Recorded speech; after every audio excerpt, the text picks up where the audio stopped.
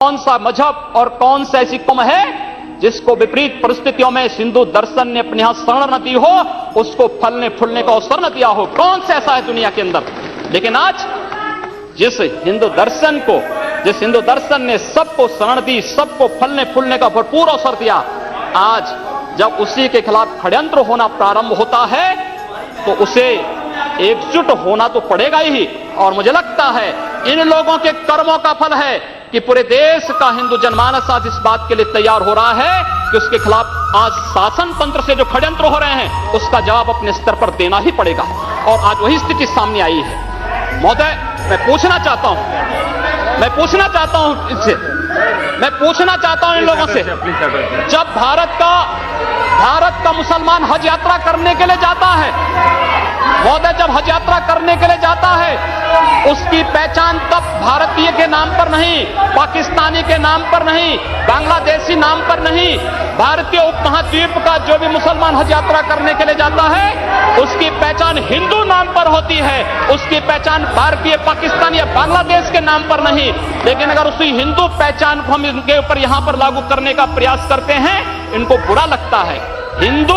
हिंदू सांप्रदायिकता नहीं, हिंदू राष्ट्रीयता का प्रतीक है।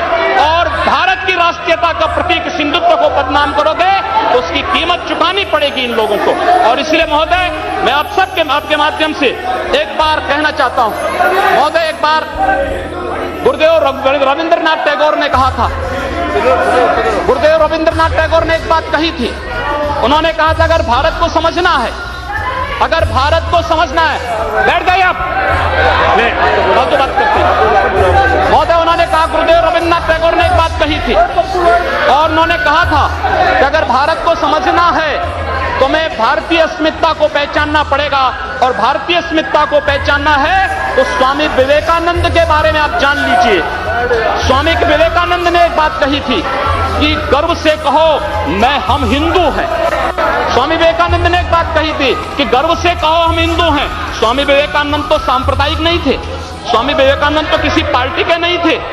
स्वामी विवेकानंद ने तो भारत का प्रतिनिधित्व किया था पूरी दुनिया के अंदर। और दुनिया के अंदर जो हिंदू आज पूरे देश के अंदर, पूरी दुनिया के अंदर अपनी सहिष्णुता के लिए पहचाना जाता था, आज उस हिंदू के साथ किस प्रकार का व्यवहार किया जा रहा है, वह कश्मीर से विस्थापित होता है, उसे कश्मीर से निकाला जाता है। एक भी बार इस सदन में चर्चा नहीं होती है, इन लोगों का मुंह नहीं खुलता जब कश्मीर से 3.5 लाख की संख्या में कश्मीरी पंडित निकाले जाते हैं, तब ये लोग नहीं बोलते।